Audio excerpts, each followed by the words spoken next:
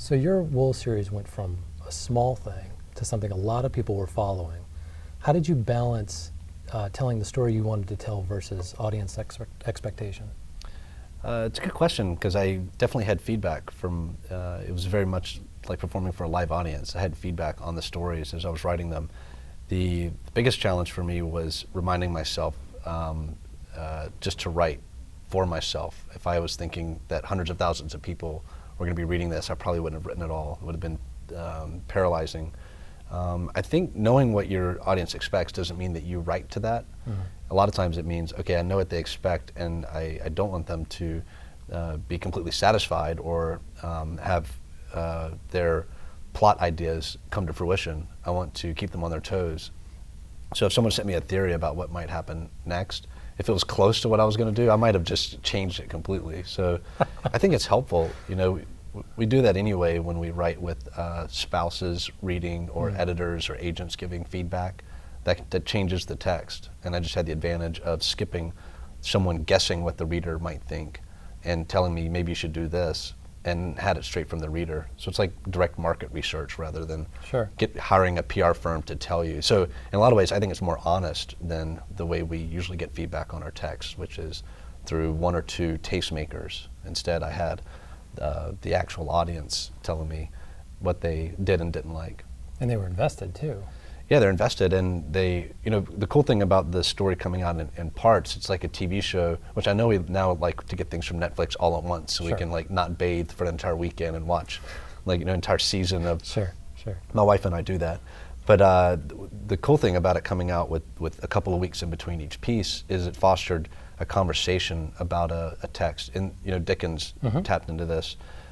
Without that space in between, you just read straight through, and when you get to the end, maybe you start the next book. There's no pause for reflection. There's no conversation between other readers about themes being discussed. So there were these were unintentional advantages. I mean, I did not have this planned. I can just look back in hindsight and see what worked really well. When I read through the books, I was struck by how well the narrative was constructed, particularly because it's somewhat complex as you go along. At what point did you understand the architecture of the story? Was that something that you knew from the beginning, or did it kind of come into play as you were going through the writing process? It came into play as I was writing it. What happened, I wrote a story that was the entire story. It was originally going to be a novel. I had this idea for years. I couldn't work it into my writing schedule, and this story was eating me alive. And I wrote another story that was a novelette. It was about 12,000 words, and I fell in love with that length. And I thought, well, can I rework this other idea? Instead of writing a novel, write this novelette. And when I published that, that was it. That was the whole story. And I'll spoil it for people, but like at the end, I mean, everyone's dead. So as far as I was concerned, there's no room here for more story. So when people were asking me, like, we want more in this world, I had to take auxiliary characters and flesh them out. But these really weren't the people I wanted to tell the story about, you know. So I had to have in mind a character that wasn't introduced in the first story and a way to bridge to that character. So the architecture was created out of necessity as I decided to continue the storyline.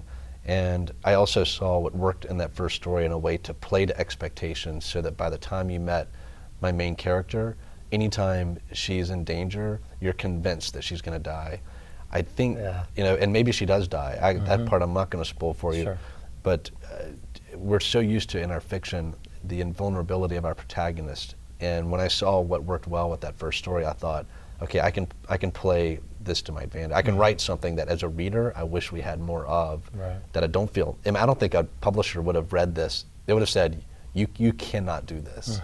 You just can't get away with it. The readers were telling me, you know, we never see this because no one's allowed to get away with it, and we love it. You know, we say we hate it, but we can't get enough of it. And that informed the structure. So after you did the first segment, put that out, and then you understood that you were going to go into a larger story with different characters. Did you know the structure at that point? Because again, I mean, at that point I had to plan it out. Well, I say this simply because, without spoiling anything, payoffs are hard, especially with large kind of epic things. And I felt like you did a really nice job with the payoff. That architecture, you knew where that was going. Is that right? When I was writing book 2, I already had the last scene in book 5, which is the end of the novel. I had that written. I knew what the character's journey was going to be and how it had to conclude. I have to write that way so that I have a destination in mind.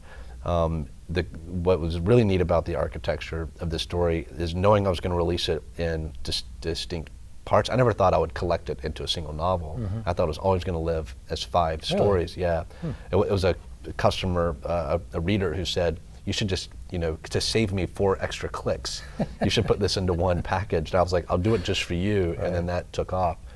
But having them individual allowed me to write about different protagonists in different voices without it being jarring, because you're opening up a new document. Right. And here's a new character, and the tone is just a little bit different.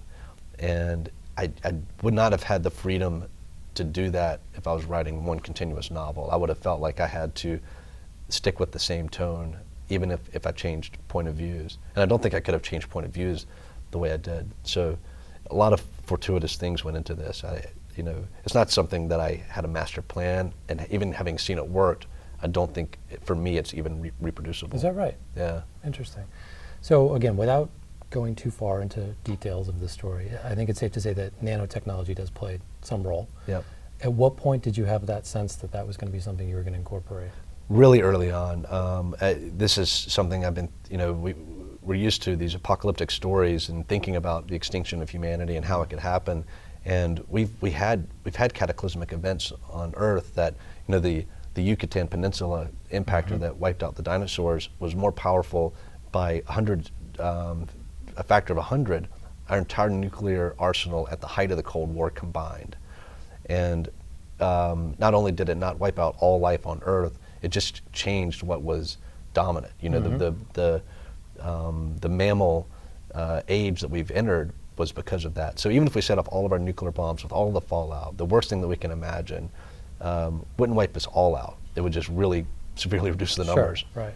So I was trying to think, would there be a way of wiping out all life on Earth, or all human life? And I think the only way will be technological, because it won't rely on transmission the way a virus does. It's something that could have delayed efficacy, so you can get 100% infection rate, and then flip a switch, and you don't have time to combat it, like everyone on the planet. It really started as a philosophical question. If we had a button in front of every human being alive that if anyone pressed would kill us all immediately, that would give us like 1/10 of a second. I think there's more than people would be racing, a certain number of people would be racing to press that button. So if our technology ever gets to the point where that button exists, that would be the end of us. And it's that really optimistic mind game that led to me thinking about this story. That's really interesting. It's uplifting. Yes, certainly. But it recharacterizes a few things that maybe I would have concluded about certain characters in the book. Again, without going too far, you can forgive some people, right? Yeah, for some really exactly. bad things. That's exactly right. So kind of switching gears a little bit. In a recent blog post, you made a connection between two things that I don't think most people necessarily put together. You wrote, quote, "Self-driving cars will bring the next quantum leap in reading." What do you mean by that? What's the connection there? Well, what's the name of the law where any new technology there's immediately use for porn? There's a name for this.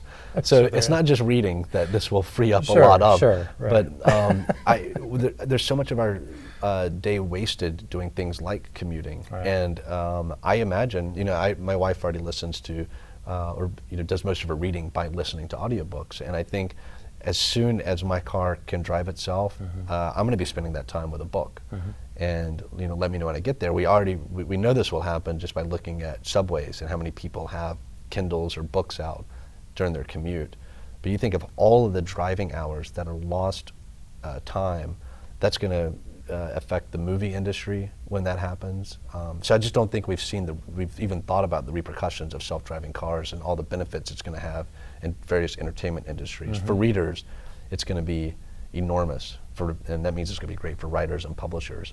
I think we should be investing in that, make sure that we're in on that early, like, hey, well, there's publishers doing this with trains in Europe, where when you're on the train, you have free access to an entire library of books, because when you get off the train, if you want to keep reading it, then you have to buy it. It's only going on the train.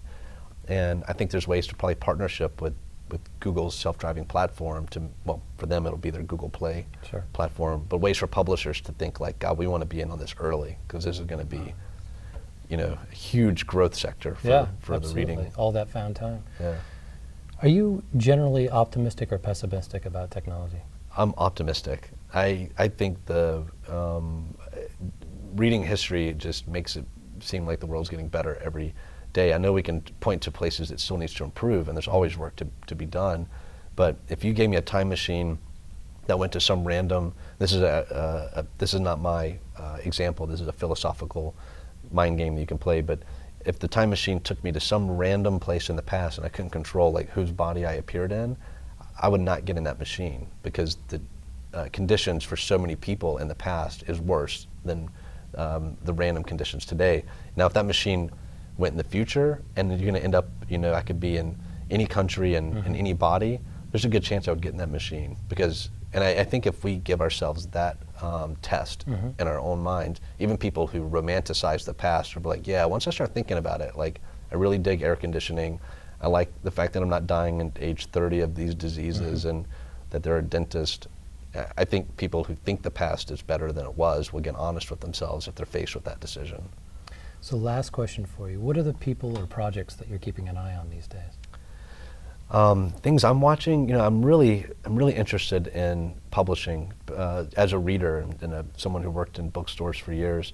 So I guess with a skeptical eye, I'm looking at subscription services, which I know O'Reilly was in on one of the very first ones with Safari. I'm worried that we'll see what happened with music subscription, where it works great for the big name people who are getting a lot of streams, but for the rest of the artists, it's been had a deleterious effect on their income. So I wonder if some of these new and shiny things are going to keep eroding the middle class for entertainers. I would like to grow the whole pie instead of figuring out who's going to get what slice of the pie that we have. The new tools we have for learning, I think, could have an effect on reading that we don't anticipate. If we start learning math from the Khan Academy, then that's one more book-shaped object that kids don't learn at an early age to hate. And what effect is that going to have on their decision to read later? Like right now, we hand them something that's shaped like a book and it's full of math, and that has to have an effect in their brains of like, I don't like things that come in that form. And if we start teaching history and math and things that kids need to learn, but we don't teach in an enjoyable manner in different ways, I think that's going to have a positive effect on pleasure reading, and might be impossible to measure, but I think that will happen. Interesting. Thank you so much for being with us. Appreciate it. Yeah, thanks for having me. I appreciate it.